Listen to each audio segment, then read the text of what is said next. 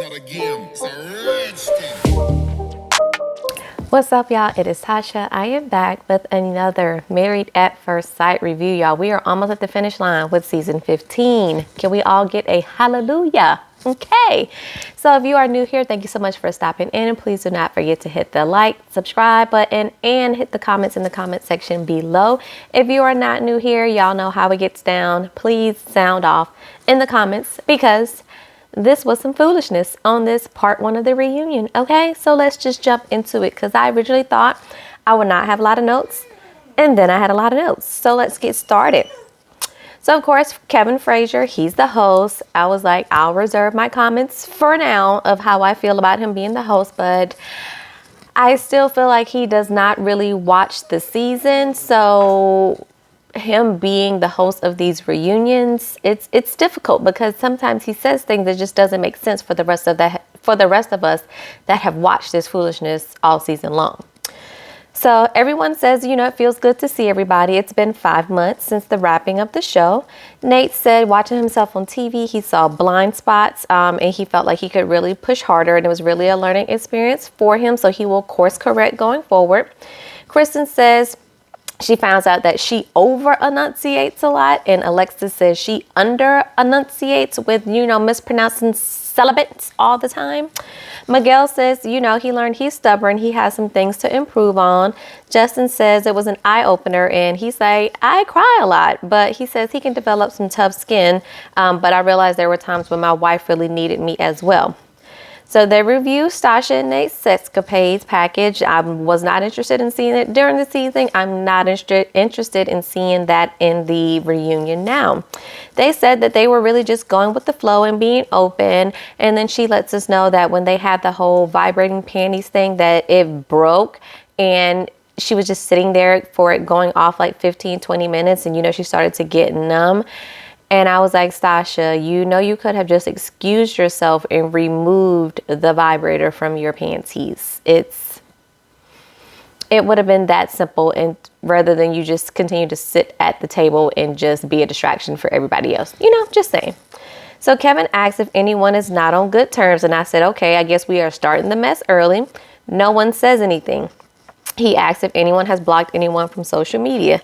And Nate tells us that Justin has unfollowed a good amount of people. And Justin said he unfollowed everyone. Like, let's get it right. I ain't unfollowed a few people. I unfollowed all y'all, okay? He says he blocked Nate because he's two different people. He acts fake. So Nate asked him for an example. Justin was like, nah, don't worry about it. Nate's just like, give me an example, because he can't give an example. So Justin tells him that basically they said throughout the season they would be a support for one another. And he says that Nate told him basically that his dad raised him not to be in other people's business. And when he said that, I said, now, Nate, I know they want your daddy raised because you and Stasha have done nothing but be up in everybody else's business this entire season, sir. So where they do that at? So then Justin proceeds to tell him that was fake because he had a lot to say in regards to Ben and Morgan. Nate says he isn't looking to be anybody's therapist, but, he isn't going to tend to everybody else because he's here to find a wife, and he was here to be with his wife. Nate says that it's weird that Justin got upset that he didn't give him attention and then calls him a crybaby. And I was like, are we 12 years old? Are we in the 5th grade calling somebody a crybaby, Nate? Oh, okay. Then Justin tells Nate that he made a pass at him before the show. And he said, I'll put you in your place real quick. Nate still acts like he needs to know why he unfollowed everybody. Again, Nate, why does it matter? Even if somebody just doesn't like you, it does not matter. Like, you are not here to be the voice of all the people to know why Justin unfollowed everybody. It's not that big of a deal. It is social media. It's not that serious, okay? So Justin says that Nate overly complimented him, which made him think he made a pass at him. And then Nate calls him a crybaby again. At this point, I just really wanted both of them to shut up, okay? So Nate tells him he still hasn't answered the question as to why he unfollowed everyone. And Justin tells him, you better take some of that bass out your voice, boy. I was like, oh, Justin is like, who is the crybaby now? Huh? Who is the crybaby now? But again, Nate, this battle is not yours. This battle is the Lord's. let it go. I don't understand. Like, just a few months ago, you did not know this man. You can just go back to acting like you don't know him. It does not need to be this big of a deal, Nate. Like, geesh, sir. So they start standing up, acting as if they are about to fight. We know they are not. Nate says he's trying to really low blow him. And Alexis then goes backstage and talks to Justin and tells him to really, just not go there. Act like Nate isn't even there. After today, you will not have to talk to him.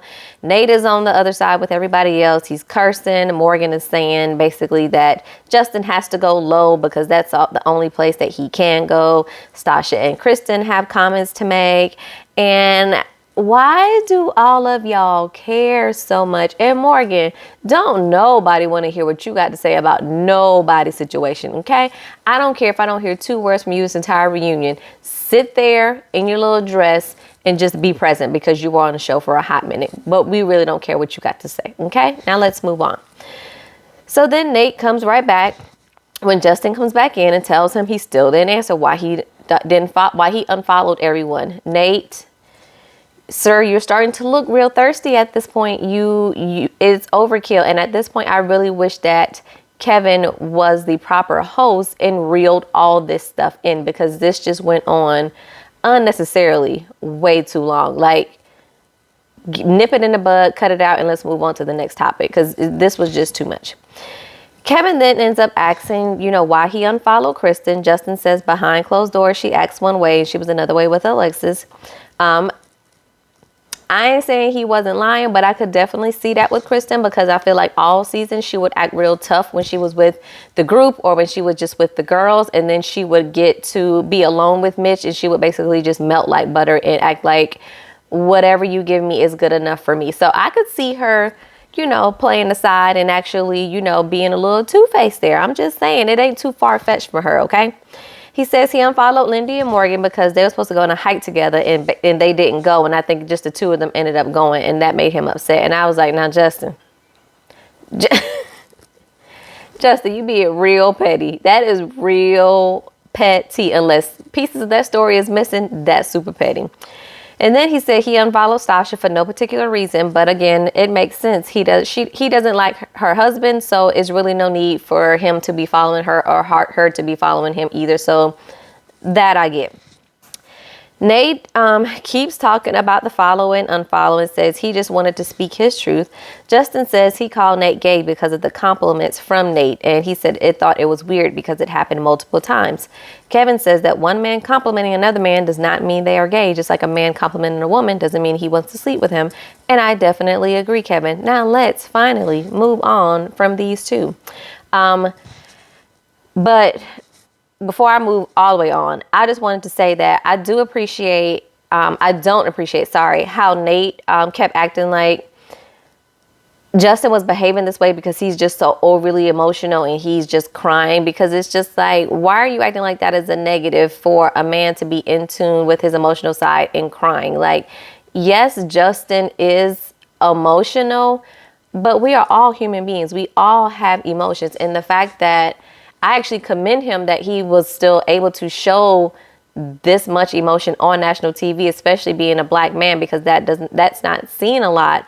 So it's just like, stop throwing it as if there is a negative, because that only makes men feel like even more they cannot be vulnerable and show their emotional side. So it's just like, Justin is completely doing the most. But I do like that Justin really did not let the comments of, being a crybaby and you just so emotional. He didn't let those get to him. And he was like, so what, I got emotions. Maybe you need to find some. So what, I cry. Maybe you need to cry. So I could appreciate, even though Justin was getting on my nerves, I could appreciate that part of it. So then we talk about Kristen and Mitch, as if anybody was shocked how they ended. Kristen lets us know the Mitch and Kristen show is officially over, but they are on okay terms. Mitch says he felt defensive when she felt like he was leading her on. They asked Mitch if he felt ganged up on during that last season when all the couples got together after decision day, and he said yes, and I would totally agree. Kevin asked Alexis if she asked the questions to really just step up for her girl Kristen. And she said yes, because she's a natural protector and she didn't want her friend waiting on something that would never come. Now, Kristen might be your friend, but you ain't no natural protector, Alexis. I wouldn't go that far. Mitch says basically he was pussyfooting, whatever that is. Y'all, what is pussyfooting? I wasn't aware. But he says he was sending mixed signals, and he said that he could have been clearer. And then we hear footage right after they had said a decision of them not being together and they were walking away, of Kristen telling Mitch, oh, you know, we're just weird. We might even have sex tonight. We're just weird. And I don't know if maybe they did show that at the decision day and I just checked out, or if we're seeing it for the first time. But I was like, Kristen, y'all just said y'all didn't want to be together. Girl, with this clip, you just further continue to look so desperate, as if you would try any and everything to get this man to stay. And this man has shown you any and everything to let you know he is not interested. Girl, you look desperate for more than half of this whole season. You look completely desperate over this man. And it wasn't cute, and it wasn't necessary, because Mitch is not enough of a catch to be acting like this. I'm sorry. So then Miguel and Lindy, they're the first couple to give us an update. And of course, they are still together. The two crazies deserve each other. They say things are great and the day-to-day has been easy. They just really meshed with each other. I said, if y'all say so. But Lindy, girl, the dress and everything was cute. But this kitten heel you had on with this dress, girl, grow up. Where we going at with a 2-inch block heel? Where they do that at, child? The shoes just drove me bananas, y'all. But she says that she thought the nerdy part of Mitch was completely adorable, and now she plays Dungeons and Dragons with him every week as well.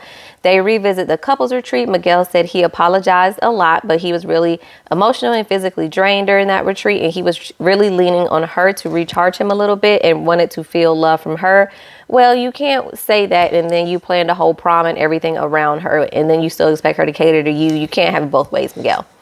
They talk about the things Miguel said bother him, and he says that he is doing a lot better job of accepting her for who she is, but they also focus on that they're not going to dwell on the negativity. Lindy says she has been on a new discovery of growth outside of her marriage, and she is personally evolving, which makes her a better person in her marriage. Lindy, if you truly are doing the work, kudos to you. Lindy says that they have had some really throwdowns, and he has even seen her as a 10. And they, again, it's just so funny and cute. It's still not cute, okay? She says she doesn't want to be angry or reactive, so she wants to really work through all of that because no one wants to live like that. Agreed, Lindy. I hope you're actually doing the work, girl. They talk about the whole last name thing. She has now taken his last name and hyphenated because she said he let me basically do it on my own terms. Miguel dropped it. He didn't discuss it anymore. And then she just came home one day with her social security card with her new name on it. She says, you know, she loved him before. She just didn't feel secure enough. And again, I'm going to keep bringing it up. You didn't feel secure enough to take his last name, but you felt secure enough to demand insurance after knowing him for 2 weeks. It sounded like it was a matter of convenience for me, but maybe that's just me. So they talk about McGindy, and Lindy said it was a good insight of when they have kids. I said, so that means Miguel is going to be responsible for taking care of the kids and still doing all the cooking and cleaning? Okay, girl.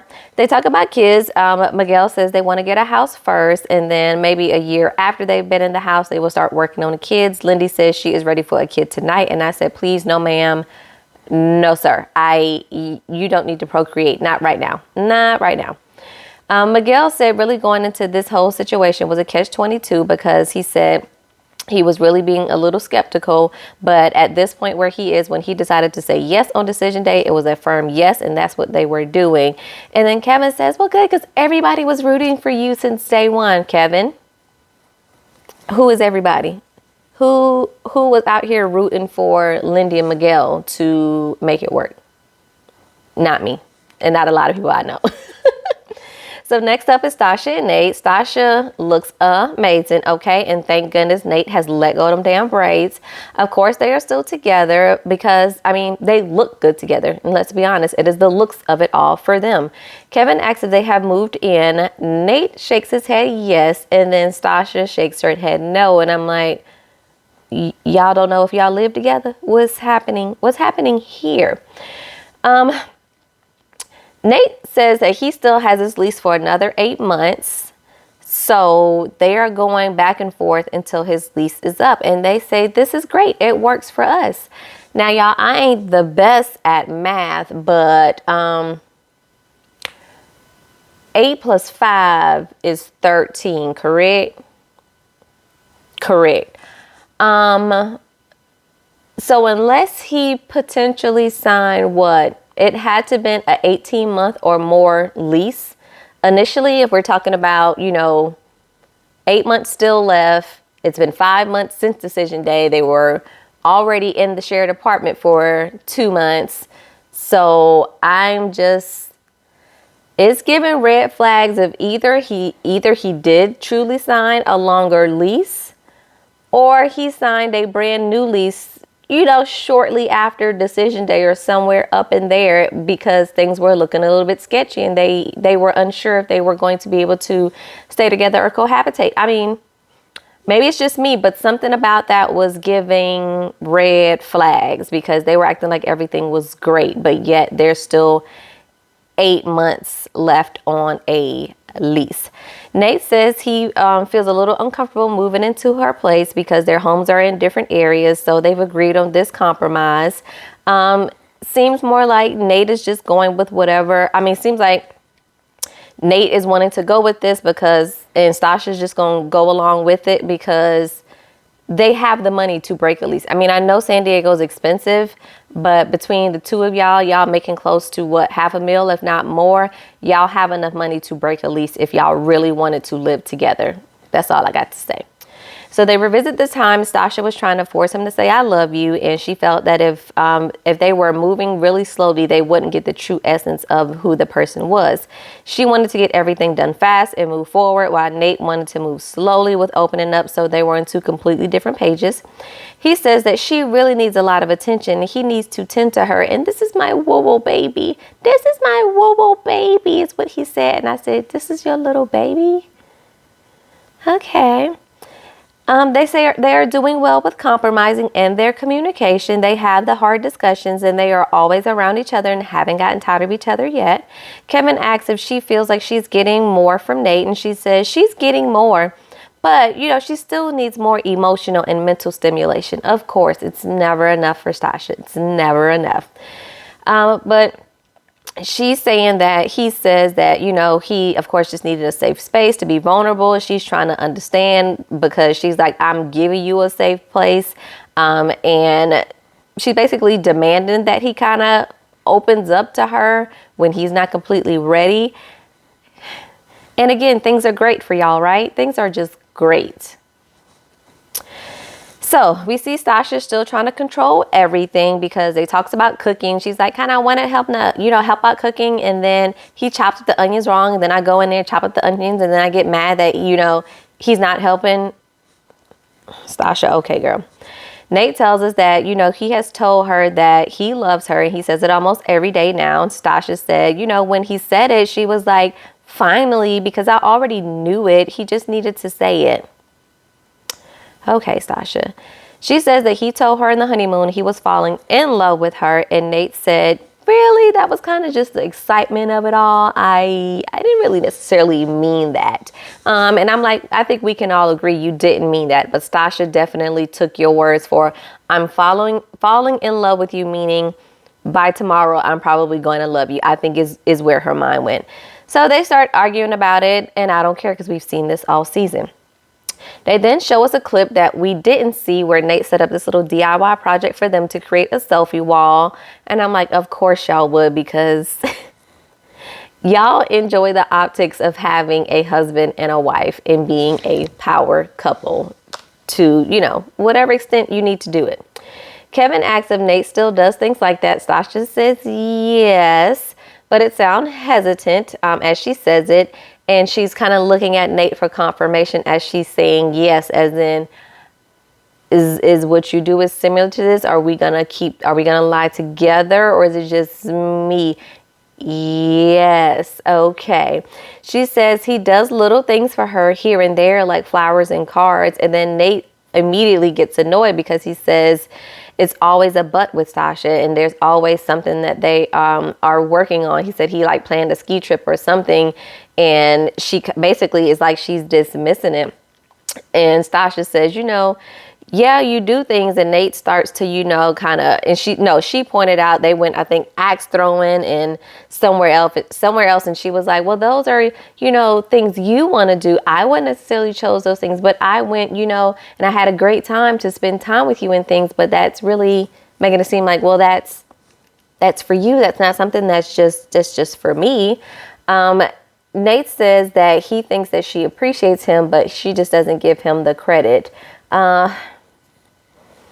Child, these two are just exhausting because the same, I feel like fights they were having during the season is the same thing they're dealing with now, but they're just acting like it's still great and it's not that big of a deal, and I'm not buying it. Stasha then says, that they were, she then says if they were talking about cooking, that she would say something like, yeah, he cooks one day, but we have to eat 7. And as soon as she said it, I said, Stasha, this is the point he is making right here of there's always a but. If somebody says, does your husband cook? Yeah, he cooks a few nights a week. Like, just leave it at that. Why does it need to be the extra? But we need to eat 7. So because he's only cooking one night, take a guess at who's cooking the other nights. Me. Nate says she is a moving target and the target can never be hit because something is always missing. I do agree. Kevin asks if she feels satisfied with her husband, and she says in certain moments, but what she wants is consistency. She says she has to do better on being verbal about, what he does for her. And then when asked about kids, they are basically kind of nowhere near it. She says maybe in a year. Nate says more like 2.5.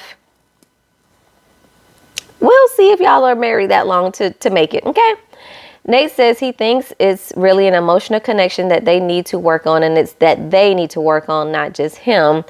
And Stasha keeps saying that basically nothing is consistent, and that's what she really needs is consistency. And Stasha, baby girl, nobody is going to be 100% consistent every single time. They're not going to hit the mark every single time. You're just going to have to be okay with there being some level of inconsistency in figuring out to what degree can I actually live and deal with that. If I can't, then maybe this is not the man in the relationship for me. Like, it's that easy, girl. Nobody's going to be hitting all cylinders all the time. She just wants so much, and it would be exhausting for me. So good luck, Nate, if y'all stay together. Mitch and Kristen is up next. Kristen, you tried it with the dress, girl, but something wasn't given what it's supposed to have gave. You should have picked another option. Mitch says during the honeymoon, he probably basically had a drawn out panic attack and he was kind of freaking out on the inside.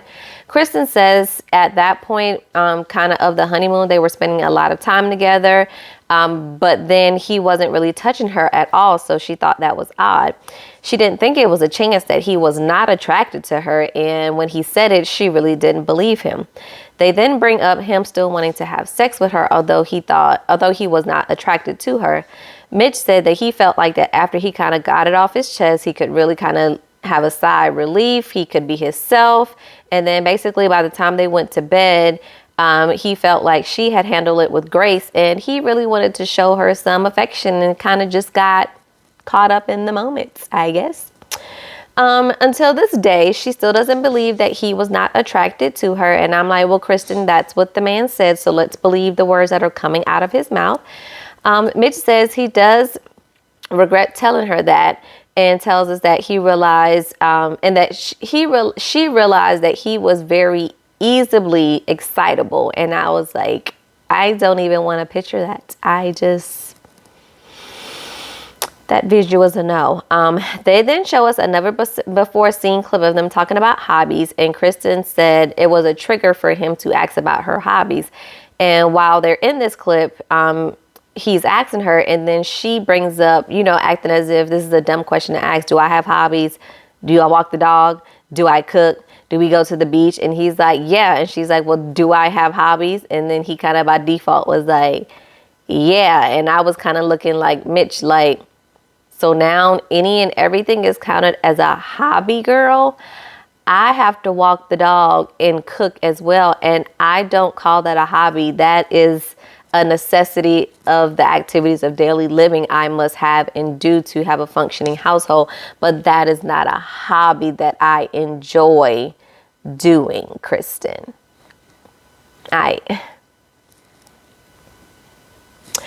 Kristen says she felt that he didn't want to be married and didn't see her as the catch that she is. And that's okay, Kristen. That really is okay. Every man won't see you as a catch, and you really just have to move on until you find the one that wants to catch you, honey. Mitch says he wished he would have handled things differently. We all do, Mitch. Kevin asked Mitch if there's a part of him that still have feelings for her, and he said yes, and he thinks he will always have feelings for her. That's why he's happy they still have a friendship, but they will most likely never revisit the point of being romantic. Kristen tells us that the breaking point was really the conversation that he had with her sister about her being kind of more natural and not wearing makeup. And then Kevin asks what changes helped them get over the whole pool party gate meltdown. Kristen said that after that, they spent a few days apart. And then after those few days apart, they then had the couples retreat. So at the couples retreat, that's when we saw he kind of really started validating her. And Mitch shares that, even then he still had some concerns. And Kristen was like, you had concerns on the couples retreat? The couples retreat is great. And it's just odd of you to say you still had concerns. Mitch was like, overall, I still had concerns. And Kristen was like, oh, okay, I understand now. Kind of glad you cleared that up. So I was like, Kristen, are you alluded to that y'all got it in at this retreat and it was like y'all really liked each other at this point? Because that's the vibe I was getting from her, as if ain't no way you gonna act like, you was still having concerns when we did what we did at that couples retreat. You know what I'm saying? That's what I was getting from her, y'all. But let me know if it was just me.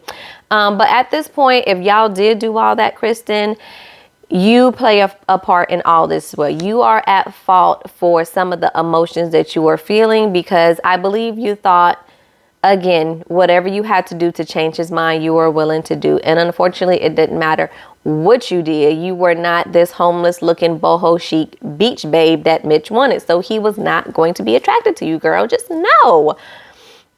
Kevin asks her if Mitch would have said yes, he wanted to stay married, would she still have said no? And she says, no, I still would not have stayed married. We don't believe you, Kristen. You indeed would have said yes if Mitch said yes. Mitch says he hasn't been dating and is just jumping back into his regular life. Kristen said that she's been traveling a lot for work and very recently started dating again, but she's keeping her options open and she feels like her catch is right around the corner, child. So next up is Morgan and Ben, and y'all, we really don't care, but let's go ahead and talk about them. Morgan came in looking the best she's looked all season. Ben is hella cute in his little lavender suit. I love it. They both say they had an initial connection with each other. And then we have to talk about Nursegate 2022. Ben says he wished he would have talked to her instead of talking to Justin about it. Morgan says she thinks he genuinely felt bad. And I was like, but all season you acted like the way he felt and the remorse he had was not enough, girl. Ben said he was overwhelmed, which is why he kept going back to Justin and when he shouldn't have.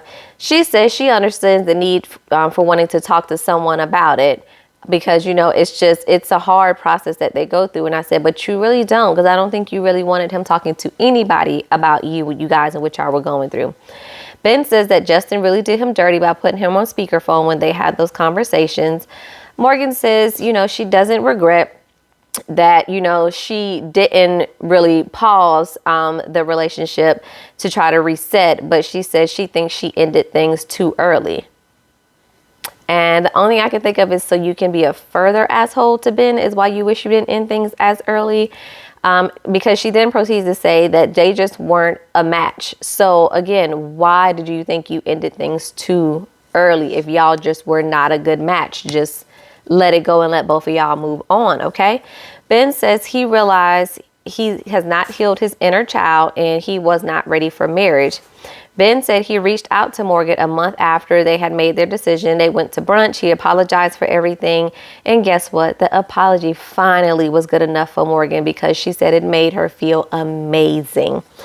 Kevin said what we were all thinking. It was like, he's already apologized to you like 77,000 times. Why was this time any different? She said she wanted him to come to the apology on his own because he was just coming saying what everybody else was saying. Well, Morgan, first of all, why can't everything that everybody else is saying be the same way that potentially Ben is feeling to make him come and apologize to you? Because I'm sure what he said, probably the apology he eventually gave you, was probably no different than what he told you before. So I'm just not understanding it. Girl, okay. But they said, they're friends. The romantic relationship is over. Megan says she's moved. Not Megan, child. Morgan says she's moved from San Diego and says, she'll be traveling a lot and she has been dating. Ben says he's been traveling a lot also, but he is not ready to start dating and he's not ready for a relationship, but they both see marriage in their future. Lastly, before we wrap up this episode, we see a snippet of Justin and Alexis, so I'm sure we'll continue with them next week. Alexis, girl, you usually be on top of it with the looks, honey, but the hair and the dress, it's not giving what it's supposed to have gave, okay? They talk about them being in love on the honeymoon. Justin says that love is a choice, but he really may have jumped the gun and moved too fast. Alexis says she did feel love, but she wasn't in love. But you told this man, I love you. Make it make sense. They then shared that they consummated the marriage on the honeymoon. Alexis said, well, we tried. And Justin's like, well, what does that mean? If I penetrated, we had sex. And we did that on the first and the third night. I said, so we just about to air out all the rest of the information, okay? Because Alexis did a good job of airing it out through the season, but we just gonna air out all the dirty laundry here on this here reunion, okay? Alexis looked completely shocked, and Justin was like, well, we both orgasmed, where at least it seemed like we both did. I know I did.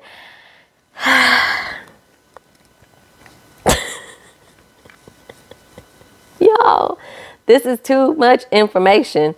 They shared once they did it, they agreed that they wouldn't tell anyone, which is why we're just finding out now on the reunion show, child.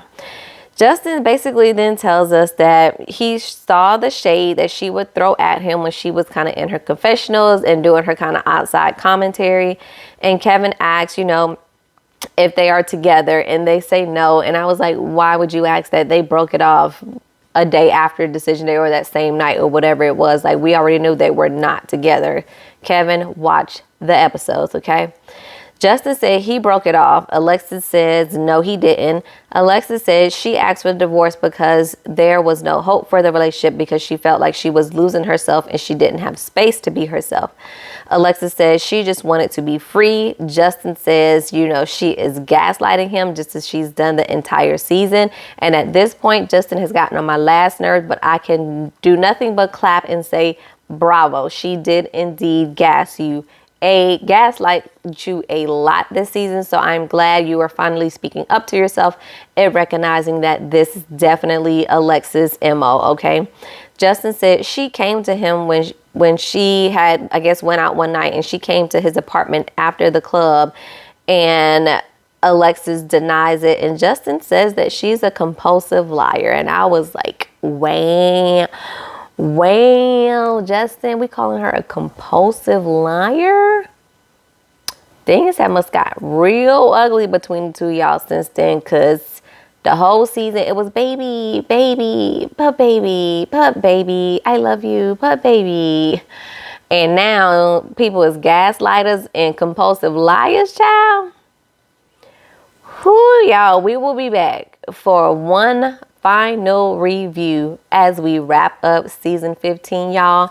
And I'm probably going to have to try maybe one of the other Married at First Sight, series. I think there's a UK and maybe another one. I might have to try those, y'all, because I don't think I'm going to be back for this foolishness for season 16. I just can't. I can't. But I never say never, so I'm not going to say never, but it's looking like a real slim possibility that I'm even going to watch this show next season, because I I'm over it. I'm over it. And I want these reviews to be enjoyable for y'all and us to have really engaging conversation. And I don't want to feel obligated to do these because I truly don't. In the beginning, I enjoyed having the commentary and kind of people to talk to about the show as I was watching it. But over the past few seasons, child, it's just gotten real ghetto and I don't like it here. So we'll see. But let me know what y'all thought about part 1 of the reunion. And then we will be back for part 2 next week. Until then, peace.